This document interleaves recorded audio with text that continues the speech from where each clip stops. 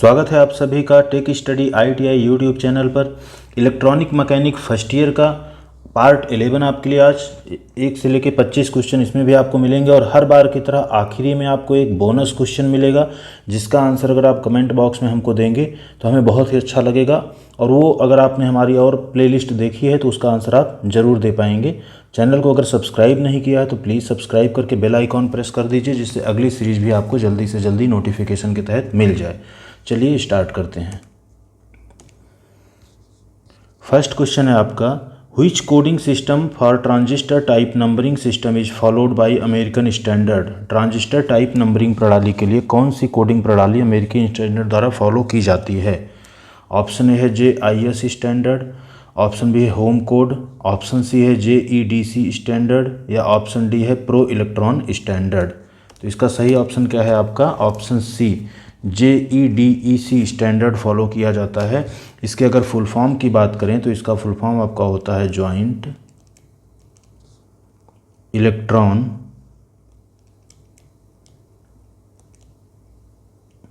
Device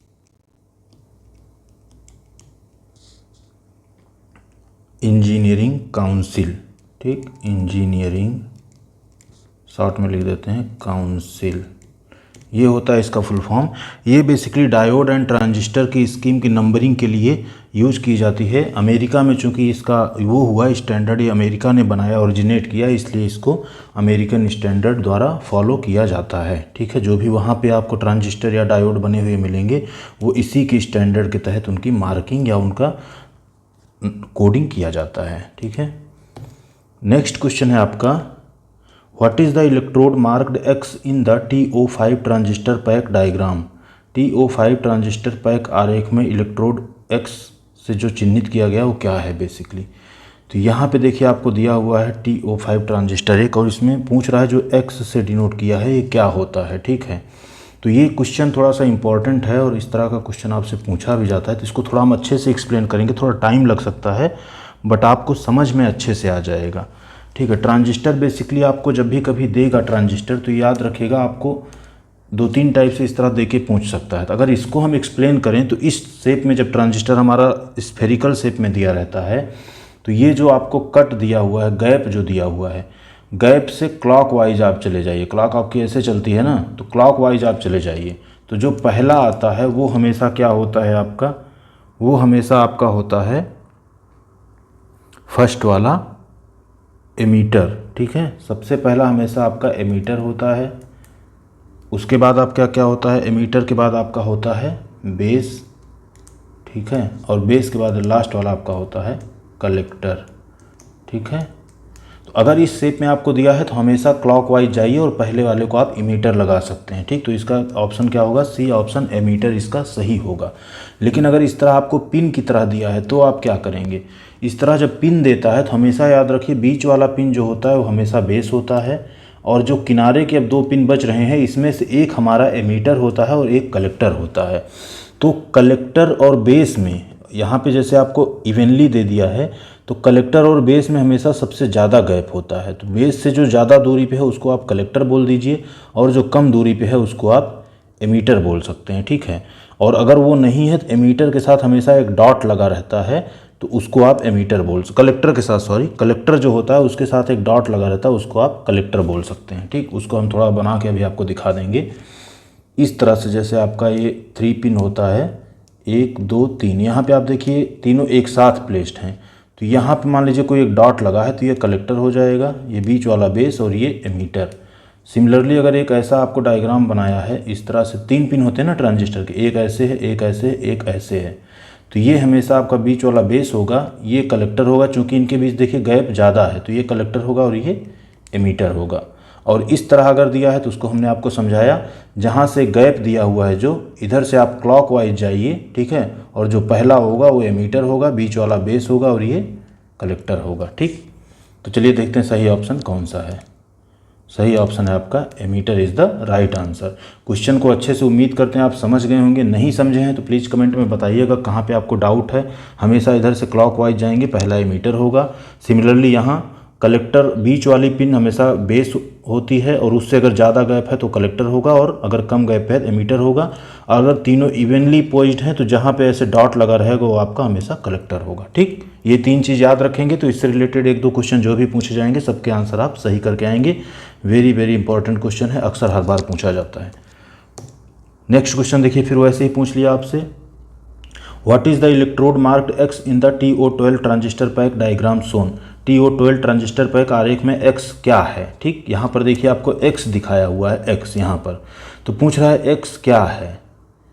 तो इसमें देखिए 2-3 चीज़ें और एक मार्क कर सकते हैं आपकी, जैसे पीछे हमने बताया आपको उसके बेस पे तो आप देखेंगे ही, लेकिन चूंकि आपको यहाँ पे देखिए डॉट भी नहीं दिया है, तो हमेशा याद रखिए जो चीज़ यहाँ पे कम गैप, स्टार्टिंग में कम गैप से शुरू हो जाती है वो हमेशा एमीटर होती है, और स्टार्टिंग में जिसको ज़्यादा गैप रहते हैं उसको भी हम कलेक्टर बोलते हैं। बीच वाला पिन तो हमेशा बेस होता ही होता है। तो यहाँ पर इसका सही ऑप्शन क्या होगा, जो एक्स आपसे पूछा है ये एक्स का सही ऑप्शन क्या होगा, यहाँ पर देखते हैं कलेक्टर होगा।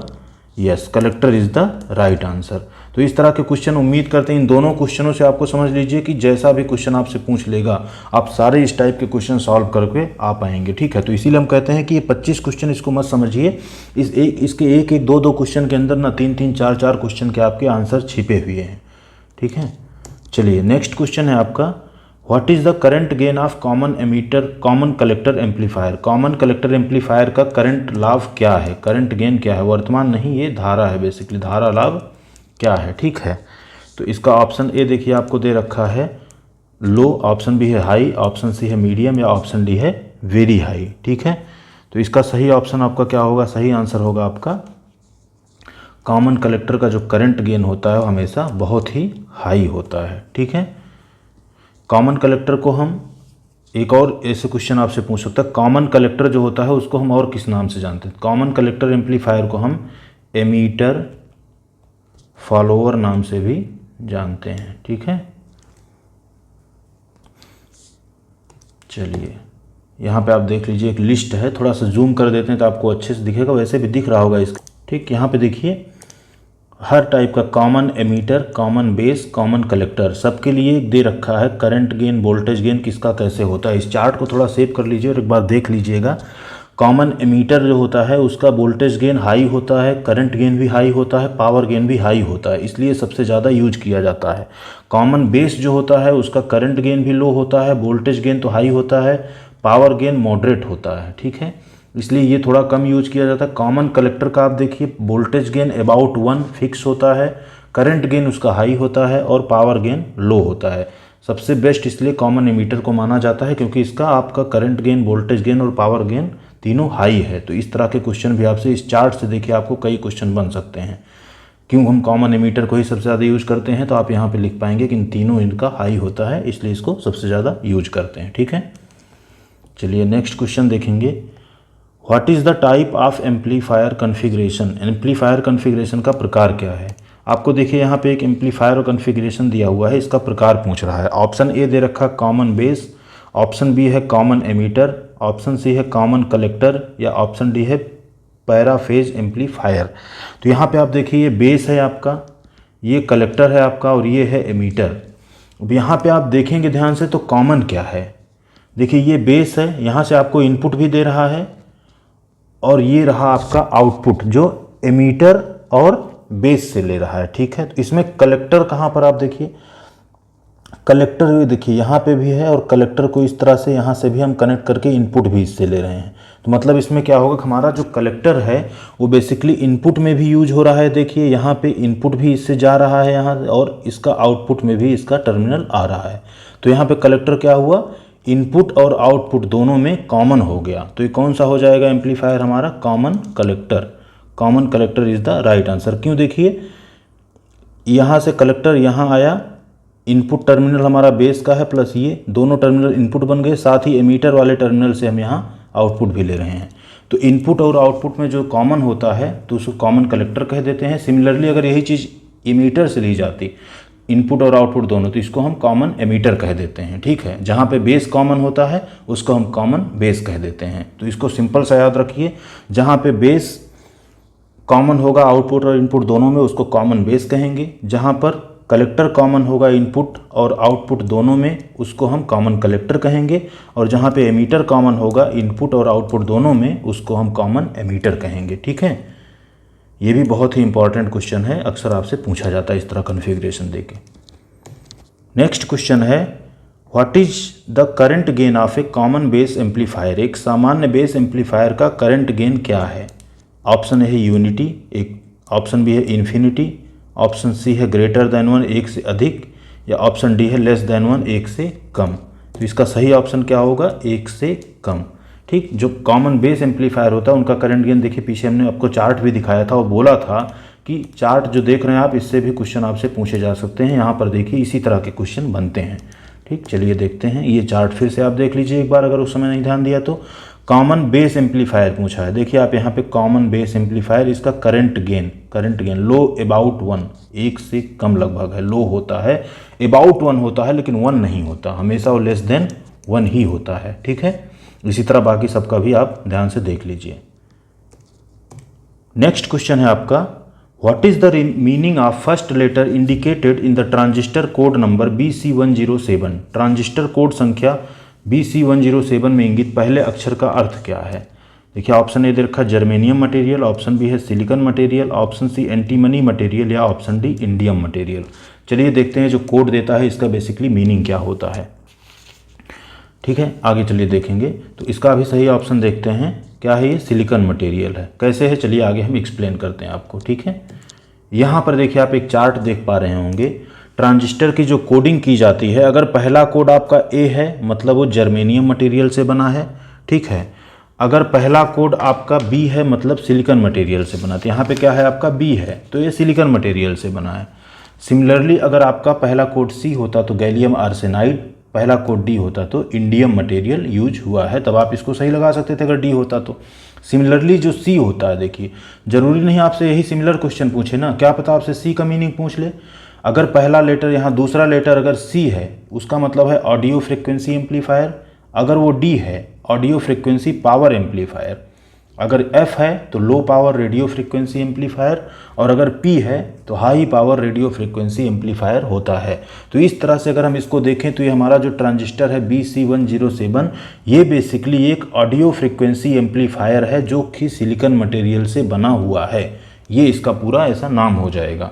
सिमिलरली ऐसे आपसे अगर पूछ लिया AC107 तो जर्मेनियम मटेरियल से बना ऑडियो फ्रिक्वेंसी एम्पलीफायर होगा, या आपसे पूछ लिया A और P10 या जो भी 507 407 तो आपका वो जर्मेनियम मटेरियल से बना high power radio frequency amplifier होगा। हालांकि आपसे इतना सब इसमें नहीं पूछा है, इसमें सिर्फ मटेरियल पूछा है कि बी है तो मटेरियल का है तो सिलिकॉन है, यहाँ पर ए अगर होता तो जर्मेनियम होता। ठीक, तो इस चार्ट को याद रख लीजिए, इस तरह का क्वेश्चन अगर आपसे चेंज करके भी पूछेगा तो आप उसका आंसर ईजिली लगा के आ पाएंगे। ठीक है, नेक्स्ट क्वेश्चन है आपका what is the formula use to calculate the current gain of common base amplifier. Common base amplifier का करंट गेन जो होता है, धारा लाभ कैलकुलेट करने का सूत्र क्या होता है। तो ऑप्शन है देखिए IC/IE, ऑप्शन बी है IE/IC, या ऑप्शन बी है सी है IB/IE, या ऑप्शन डी है IE/IC। तो हमें पता है हमारा जो कॉमन बेस एम्पलीफायर होता है इसका जो करंट गेन होता है उसका फार्मूला हमेशा IC/IE होता है। ठीक, IC बेसिकली क्या है, कलेक्टर की करंट है, और IE आपकी एमीटर की करंट है। IE और IC का जो रेशियो IC/I का होता है इसको हम I करंट गेन बोलते हैं। ठीक, अल्फा से डिनोट करते हैं उसको। ठीक है, चलिए नेक्स्ट क्वेश्चन है आपका what is the name of multi stage amplifier. Multi stage एम्पलीफायरों का नाम क्या है। मल्टी स्टेज एम्पलीफायर जो होते हैं उनका दूसरा नाम क्या है, ये आपसे बेसिकली पूछा जा रहा है क्वेश्चन में। ऑप्शन है कैस कोडेड एम्पलीफायर, ऑप्शन बी है कैस्केडेड एम्पलीफायर, ऑप्शन सी है कॉम्प्लीमेंट्री सिमेट्री एम्पलीफायर, या ऑप्शन डी है डार्लिंगटन पेयर एम्पलीफायर। सही ऑप्शन क्या है आपका, मल्टी स्टेज एम्पलीफायर को हम कैस्केड एम्पलीफायर भी बोलते हैं। ठीक है,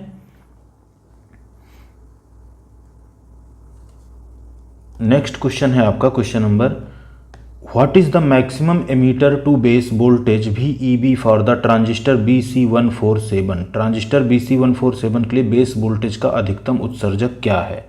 तो यहाँ पे देखिए आपका इसका सही ऑप्शन क्या होगा, 6 वोल्ट, क्योंकि हमारा जो VEB जो होता है एमीटर बेस के बीच में जो वोल्टेज होता है बेसिकली वो हमेशा 6 वोल्ट 5 से 6 वोल्ट के बीच में होता है। 6 वोल्ट चूँकि अधिकतम है, 6 volt is the right answer. VEB max जो होता है वो हमेशा हमारा 6 वोल्ट के आसपास होता है। नेक्स्ट क्वेश्चन है आपका, how the negative feedback is called, नकारात्मक प्रतिक्रिया को कैसे कहा जाता है। ऑप्शन ए है रीजनरेटिव फीडबैक, ऑप्शन बी है डीजनरेटिव फीडबैक, ऑप्शन सी है करंट कंट्रोल्ड फीडबैक, या ऑप्शन डी है वोल्टेज कंट्रोल्ड फीडबैक। तो जो हमारा नेगेटिव फीडबैक होता है उसके बेसिकली हम डीजनरेटिव फीडबैक भी कहते हैं, डीजनरेटिव प्रतिक्रिया।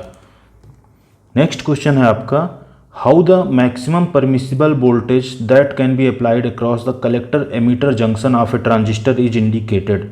अधिकतम पारगम्य वोल्टेज जिसे कलेक्टर में लागू किया जा सकता है एक ट्रांजिस्टर के एमीटर जंक्शन को कैसे इंगित किया जाता है। तो बेसिकली पूछ रहा है जो कलेक्टर एमीटर जंक्शन के क्रॉस जो हम मैक्सिमम वोल्टेज अप्लाई करेंगे उसको कैसे इंगित करते हैं। तो कलेक्टर को किससे हम डिनोट करते हैं, C से, और एमीटर को हम किससे डिनोट करते हैं, E से। तो बेसिकली उनके बीच का वोल्टेज क्या होगा, VCE। अब चूंकि आपसे मैक्सिमम पूछ रहा है तो उसके आगे मैक्स लगा दीजिए। तो यहाँ पे सही ऑप्शन आपका कौन सा होगा, ऑप्शन ए सही ऑप्शन होगा। देखिए option A is the right answer. V collector emitter के बीच का वोल्टेज है, मैक्सिमम वोल्टेज है, तो इसको ऐसे तो लिखते हैं VCE मैक्स। ठीक। नेक्स्ट क्वेश्चन है आपका, which configuration of transistor amplifier is most commonly used in electronic circuit. Transistor amplifier का कौन सा कॉन्फ़िगरेशन सबसे अधिक इलेक्ट्रॉनिक सर्किट में उपयोग किया जाता है। अभी हमने आपको पीछे जब चार्ट दिखाया था तो बताया था कौन सा configuration, common ammeter, common collector या कॉमन बेस, कौन सा हम सबसे ज़्यादा इस्तेमाल करते हैं और क्यों करते हैं। चलिए यहाँ पर देखते हैं। ऑप्शन ए है कॉमन बेस कॉन्फ़िगरेशन, सामान्य आधार कॉन्फ़िगरेशन। ऑप्शन बी है कॉमन एमीटर कॉन्फ़िगरेशन, सामान्य एमीटर कॉन्फ़िगरेशन, सामान्य नहीं बेसिकली, हाँ ठीक है। ऑप्शन सी है कॉमन कलेक्टर कॉन्फ़िगरेशन, या ऑप्शन डी है कॉमन ड्रेन एम्पलीफायर कॉन्फ़िगरेशन। तो यहाँ पे सही ऑप्शन क्या होगा आपका, option B common emitter configuration. क्यों यूज करते हैं, हमने पीछे भी आपको बताया था। कॉमन एमीटर कॉन्फ़िगरेशन का current gain, power gain, voltage gain सब हमेशा हाई होता है, इसलिए इसको सबसे ज़्यादा प्रेफर किया जाता है कॉमन एमीटर कॉन्फ़िगरेशन को। ठीक है। कॉन्फ़िगरेशन की जहाँ बात आती है वहाँ पे कॉमन एमीटर कॉन्फ़िगरेशन सबसे ज़्यादा यूज होता है। ठीक है। और जब बात आती है कौन सा ट्रांजिस्टर सबसे ज़्यादा यूज होता है, PNP या NPN। चलिए आपसे सवाल है, मुझे कमेंट्स में बताइएगा अगर आप यहाँ तक देख चुके हैं तो। PNP या NPN दोनों में से सबसे ज़्यादा कौन सा ट्रांजिस्टर यूज किया जाता है या प्रेफर या पसंद किया जाता है और क्यों, NPN या PNP। आप सही ऑप्शन हमको ज़रूर कमेंट में बताइएगा, तो हमें भी लगेगा कि आप लोग ध्यान से स्टडी कर रहे हैं। ठीक है। चलिए नेक्स्ट क्वेश्चन है आपका, Which transistor characteristic gives the curve plotted against VVE versus IB as shown। दिखाया गया कौन सा ट्रांजिस्टर की विशेषता बता रहा है।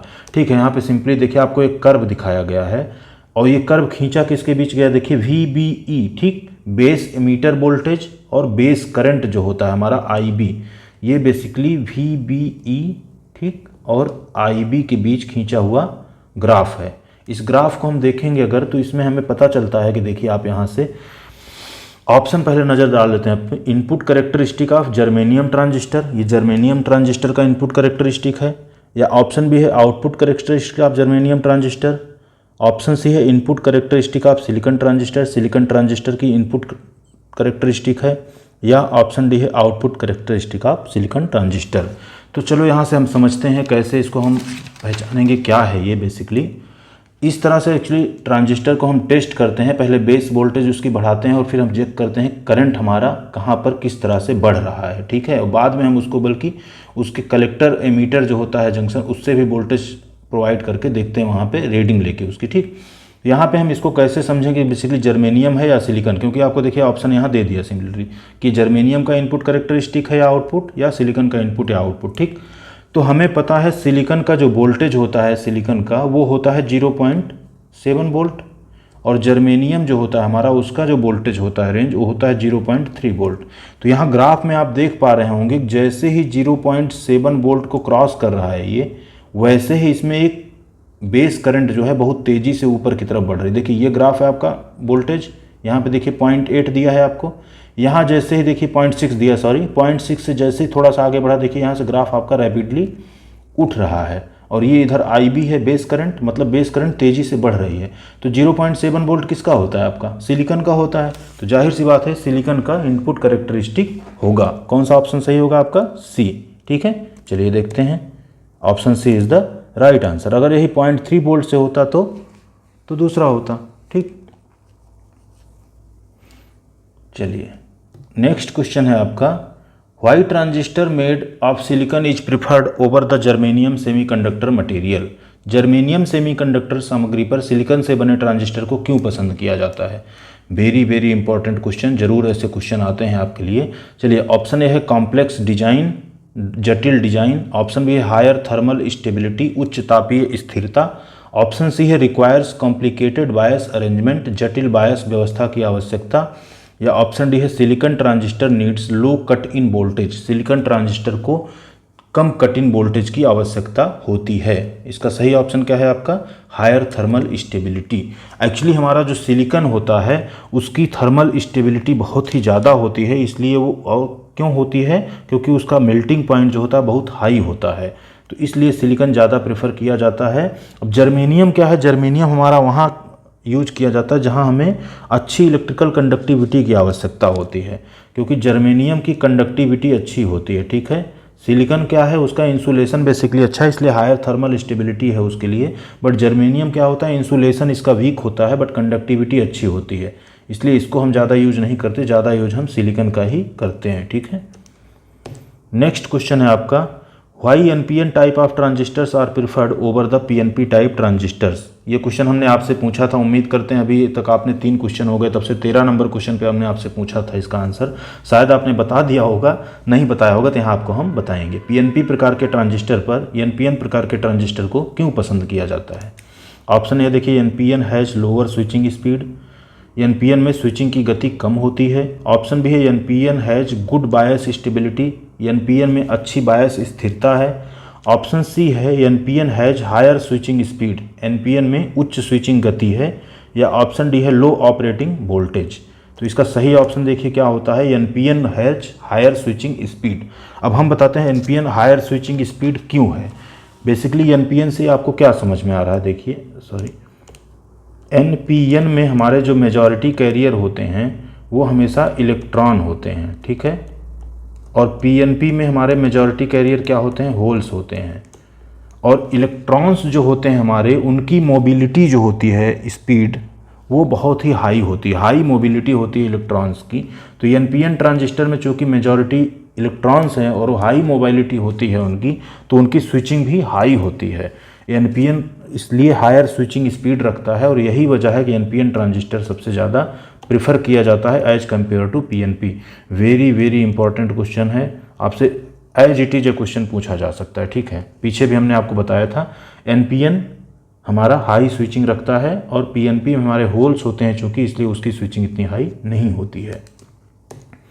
नेक्स्ट क्वेश्चन है आपका, Which type of transistors are required to amplify signals from the microphone transducer? Microphone transducer से संकेतों को एम्पलीफाई करने के लिए किस प्रकार के ट्रांजिस्टर की आवश्यकता होती है? ऑप्शन ए है आपका low power transistor, option B है medium power transistor, option C है हाई पावर ट्रांजिस्टर, उच्च शक्ति ट्रांजिस्टर। या ऑप्शन डी है epitaxial versa watt transistor, epitaxial vervet transistor. ठीक, तो सही ऑप्शन क्या है आपका इसमें? Option A. हमारा जो एम्पलीफाई करता है एक्चुअली सिग्नल्स को माइक्रोफोन से, वो एक लो पावर ट्रांजिस्टर होता है, वो बहुत ही कम पावर कंज्यूम करता है। ठीक है, तो इसलिए उसको हम लो पावर ट्रांजिस्टर बोलते हैं, और हम माइक्रोफोन्स और ट्रांसड्यूसर इन सब में यूज करते हैं उसको। ठीक है, नेक्स्ट क्वेश्चन है आपका, what type of packaging is generally use to transistors utilized for low power amplification. ठीक, निम्न शक्ति प्रवर्धन के लिए आमतौर पर उपयोग किए जाने वाले ट्रांजिस्टर को किस प्रकार के पैकेजिंग का उपयोग किया जाता है? तो हमारा देखिए पहला ऑप्शन है मेटल पैकेजिंग, दूसरा ऑप्शन है प्लास्टिक पैकेजिंग, तीसरा ऑप्शन है सिरेमिक पैकेजिंग, और चौथा ऑप्शन है आपका plastic packaging with metal heat sink. ठीक, धातु हीट के साथ प्लास्टिक पैकेजिंग। तो हमारा जो बेसिकली लो पावर एम्पलीफिकेशन के लिए ट्रांजिस्टर होता है, उसके लिए हम हमेशा प्लास्टिक पैकेजिंग यूज करते हैं। ठीक है, क्यों? ये देखिए इसका ऑप्शन भी इसलिए सही है, प्लास्टिक पैकेजिंग यूज करते हैं हम उसके लिए। लो पावर के लिए, अगर यही हाई पावर के लिए पूछेगा तो हम लोग हमेशा मेटल पैकेजिंग यूज करते हैं, और जो मीडियम के लिए पूछेगा तो हमेशा plastic packaging with metal heat sink. ठीक, ये हमारा होता है हाई पावर एम्प्लीफिकेशन के लिए, ये तो आपने देखा ही लो के लिए है, और ये आपका है मीडियम के लिए। ठीक, एक क्वेश्चन से देखिए आपके 3 क्वेश्चन बन गए, एक तो था ही, एक ये भी आपसे पूछ सकता है कि हाई पावर में हमारा जो पैकेजिंग होता है क्या होता है, एक ये भी आपसे पूछ सकता है कि मीडियम पावर में हमारा एम्प्लीफिकेशन में क्या होता है। ठीक, तो इससे 3 क्वेश्चन आपके बने, इनको रट लीजिए, जरूर आएंगे ये क्वेश्चन आपके एग्जाम में, समझ लीजिए बेसिकली रटना क्या है।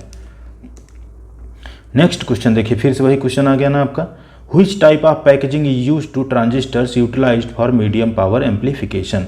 ठीक, मध्यम शक्ति प्रवर्धन के लिए उपयोग किए जाने वाले ट्रांजिस्टर किस प्रकार की पैकेजिंग का उपयोग करते हैं। ऑप्शन ए देखिए, plastic packaging with metal heat sink, धातु हीट के साथ प्लास्टिक पैकेजिंग। ऑप्शन बी है ceramic packaging. Option C plastic packaging. Option D metal packaging.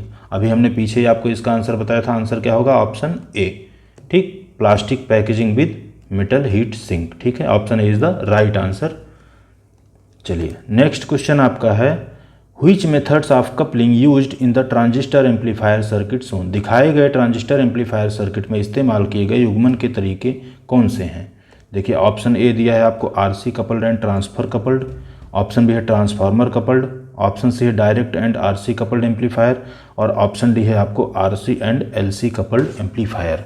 देखिए इसमें वैसे तो आपको ज़्यादा दिमाग लगाना ही नहीं है, अगर ऑप्शन आप देख लेंगे तो सर्किट को जो आपको समझने की ज़रूरत भी नहीं पड़ेगी। पूछिए क्यों। पूरे सर्किट में आपको कहीं पर भी ट्रांसफार्मर दिख रहा है, नहीं दिख रहा है। पूरे सर्किट में अगर ट्रांसफार्मर नहीं दिख रहा है तो मतलब ट्रांसफर नहीं दिख रहा, तो ये दोनों तो ऐसे ही आपके गलत हो गए। आपको एलसी इंडक्टर भी पूरे सर्किट में कहीं नहीं दिख रहा होगा। ठीक है, ठीक, तो आपका सही ऑप्शन ऐसे तो ये हो जा रहा है ऑप्शन सी। ठीक, direct and RC coupled amplifier, लेकिन उसको भी हम सर्किट से भी समझेंगे। देखिए यहाँ पे आपका 2 ट्रांजिस्टर यूज हुआ है। डायरेक्ट कपलिंग में क्या होता है, ट्रांजिस्टर 1 का जो आउटपुट होता है उसको सीधे हम ट्रांजिस्टर 2 से कनेक्ट कर देते हैं, यहाँ पर भी वही हुआ है। ठीक, और दूसरे ट्रांजिस्टर का जो हमारा देखिए इधर निकल रहा है आउटपुट, उसको हम एक रेजिस्टेंस और कैपेसिटर लगा के इस तरह से एमीटर को हमने यूज किया है। तो क्या हो जाएगा, direct and RC coupled. RC मतलब रेजिस्टेंस, सी मतलब कैपेसिटेंस। ठीक है, ये दोनों यहाँ पर यूज हुआ है, तो इसका सही ऑप्शन क्या होगा आपका, direct and RC coupled amplifier. ठीक, नेक्स्ट क्वेश्चन है आपका, Which type of amplifier is used to operate the loud speaker. Loud speaker को संचालित करने के लिए किस प्रकार के एम्पलीफायर का उपयोग किया जाता है। ऑप्शन ए है आपका IF एम्पलीफायर। ऑप्शन बी है RF एम्पलीफायर। ऑप्शन सी है पावर एम्पलीफायर, या ऑप्शन डी है वोल्टेज एम्पलीफायर। तो आपका सही ऑप्शन इसका कौन सा होगा, ऑप्शन सी। पावर एम्पलीफायर का यूज हम करते हैं बेसिकली लाउड स्पीकर्स को संचालित करने के लिए। ठीक है, नेक्स्ट क्वेश्चन है आपका, what is the value of RE if the voltage across it is 1.2 volt and current flowing through it is 10 milli amps. ठीक, RE का मान क्या है यदि इसके पार वोल्टेज 1.2 है और इसके माध्यम से बहने वाली धारा 10 मिली एम्प्स है। ठीक, धारा। हाँ, तो आपका ऑप्शन देखने से पहले हम चलो सोल्यूशन पे आते हैं। बेसिकली RE पूछ रहा है आपसे। ठीक है, RE की वैल्यू पूछ रहा है, और आपको देखिए यहाँ पे वोल्टेज भी दे रखा है और इसके रिगार्डिंग करंट भी दे रखा है। तो जब दोनों आपको पता है तो कैसे निकलेगा, चलिए देखते हैं। हम जानते हैं ना V बराबर क्या होता है हमारा, V बराबर IR होता है, हमें R निकालना है। R बराबर हो जाएगा V अपान I। ठीक, V की वैल्यू कितनी है आपकी 1.2 वोल्ट अपॉन I की वैल्यू कितना है 10 मिली एम्प्स है ना, तो इसको हम एम्प्स में कन्वर्ट करेंगे, क्या हो जाएगा 10 × 10⁻³ यहाँ पे आ जाएगा आपका 1.2 × 10⁻3, 10 ऊपर चला जाएगा अपॉन यहाँ हम 10 लिख देंगे, बराबर क्या हो गया, एक 10 से एक 10 कट गया। ठीक, तो यहाँ कितना बचा 1.2 × 10⁻² कितना है 10⁻² मतलब 100, 1.2 से करेंगे तो कितना आ जाएगा 120 आ जाएगा।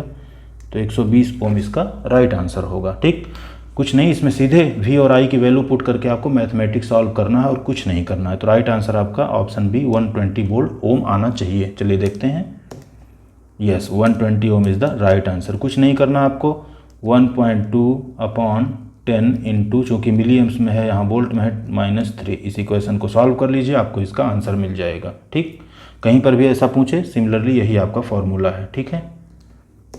नेक्स्ट क्वेश्चन है आपका, what is the voltage gain in a transistor if the input voltage is 40 milli volt and the output voltage is 3.6 volt. यदि ट्रांजिस्टर में 40 मिली वोल्ट इनपुट है और आउटपुट 3.6 वोल्ट है, वोल्टेज गेन क्या होगा। चलिए देखते हैं, एक अच्छा क्वेश्चन है और आपके लिए ये इंपॉर्टेंट क्वेश्चन भी है, इस तरह का क्वेश्चन आता है, ठीक है। तो बेसिकली क्या होता है हमारा वोल्टेज गेन क्या होता है, वोल्टेज गेन को चलिए VG से लिख लेते हैं। VG इक्वल टू होता है आउटपुट अपॉन इनपुट। आउटपुट आपको कितना दे रखा है, देखिए आउटपुट आपका है 3.6 अपॉन यहाँ पे कितना है आपका, ये 40 मिली वोल्ट है। तो मिली वोल्ट को वोल्ट में कन्वर्ट करने से क्या होगा, 10⁻³ हो जाएगा, ठीक। इस इक्वेशन को सॉल्व करेंगे तो क्या होगा, देखिए 3.6 ऊपर गया इंटू 10⁻³ ऊपर हो जाएगा, यहाँ नीचे आपका 40 है, ठीक है। अब हम यहाँ पे अगर 40, चलो इसे 1 10 से अगर काट देते हैं तो यहाँ 4 बचेगा, यहाँ 10 का स्क्वायर बचेगा, 10 के स्क्वायर यानी 100, यानी 3.6 को अगर हम 10 टू इंटू यहाँ पर देख लेते हैं, 3.6 इंटू 100 हो जाएगा अपॉन 4, तो ये कितना हो गया, 360 हो गया टोटल। तो 360/4 कितना होगा, 90 आएगा ना। तो 90 इज़ द राइट आंसर। कितना आया आपका, इसको जब सॉल्व करेंगे तो कितना आएगा, 90 आएगा। तो 90 is the right answer. Voltage gain की चूँकि कोई यूनिट यहाँ पे आपको लिखने की ज़रूरत नहीं है, ठीक है, क्योंकि वोल्टेज क्या यूनिट होगी, 90 इज़ द राइट आंसर। चलिए क्या लगाया आपने फार्मूला, सिंपल सा फार्मूला है, output upon input. Simple mathematics है। आउटपुट कितना है आपका 3.6, ये चूँकि वोल्ट में है, इनपुट कितना है 40 इंटू मिली वोल्ट में है 10⁻³ इस इक्वेशन को सॉल्व कर लीजिए, दिस इज योर आंसर, ठीक। नेक्स्ट क्वेश्चन है, what is the frequency of operation of the amplifier circuit using inductance and capacitance. अधिष्ठापन में LC युग्मन का उपयोग करके एम्पलीफायर सर्किट के संचालन की फ्रीक्वेंसी क्या होती है। तो ये पूछ रहा है बेसिकली हमारा जब इंडक्टेंस एंड कैपेसिटेंस यूज करके बनाया जाता है कपल्ड करके एम्पलीफायर सर्किट, तो उसकी फ्रीक्वेंसी क्या होती है। ऑप्शन है आपका वीडियो सिग्नल, ऑप्शन बी है हाई फ्रीक्वेंसी सिग्नल उच्च आवृत्ति संकेत, या ऑप्शन सी है ऑडियो फ्रीक्वेंसी सिग्नल ऑडियो आवृत्ति संकेत, option D is the intermediate frequency signal मध्यवर्ती आवृत्ति संकेत। सही ऑप्शन आपका क्या होगा, high frequency signal. LC coupling जहाँ भी हम यूज करते हैं वहाँ पे हमें हाई फ्रीक्वेंसी सिग्नल, जहाँ ज़रूरत होती है वहाँ पे हाई फ्रीक्वेंसी सिग्नल होता है बेसिकली इस एम्पलीफायर का LC कपलिंग में। नेक्स्ट क्वेश्चन है आपका, what is the input impedance of Darlington pair transistors. Darlington pair transistor का इनपुट इम्पीडेंस क्या है। ऑप्शन है आपका वेरी लो इनपुट इम्पीडेंस, ठीक। ऑप्शन बी है आपका very high input impedance, option C है मीडियम इनपुट इम्पीडेंस, या ऑप्शन डी है यूनाइटर, ठीक। तो मध्यम होता है, बहुत कम होता है, या बहुत उच्च इनपुट इम्पीडेंस होता है डार्लिंगटन पेयर ट्रांजिस्टर का, ये आपसे पूछ रहा है। सही ऑप्शन आपका क्या है, very high. Darlington pair transistor जो हम यूज़ करते हैं तो उसका इनपुट इम्पीडेंस बहुत ही हाई होता है। इंपॉर्टेंट क्वेश्चन है, ठीक है, इसको याद रख सकते हैं आप। नेक्स्ट क्वेश्चन अब आपके लिए बोनस क्वेश्चन होने वाला है। उम्मीद करेंगे आप अगर ध्यान से देख रहे हैं पूरी सीरीज इलेक्ट्रॉनिक मैकेनिक की तो जरूर इसका आंसर आप दे पाएंगे। चलिए बोनस क्वेश्चन देखते हैं क्या है। Which diode is used in low power communication circuit. कम बिजली संचार सर्किट में किस डायोड का उपयोग किया जाता है। ऑप्शन ए है signal diode, option B rectifier diode, option C switching diode, या option D high power diode. चलिए इसका आंसर उम्मीद करेंगे आप कमेंट में देंगे। वीडियो अगर अच्छा लगा तो प्लीज़ चैनल को सब्सक्राइब कर दीजिए, वीडियो को लाइक करना ना भूलें, शेयर करना भी ना भूलें। सब्सक्राइब आप करेंगे तो हमें बहुत ही अच्छा लगेगा, क्योंकि आपका सब्सक्रिप्शन, आपका लाइक, आपका शेयर ही हमें मोटिवेट करता है। कमेंट्स करके हमें ज़रूर बताइए वीडियो कैसा लगा। जल्दी हम आपके लिए और भी इस तरह की सीरीज और इस तरह के मैराथन क्लासेज भी लेके आएंगे। तब तक के लिए अच्छे से पढ़ाई करते रहिए। धन्यवाद।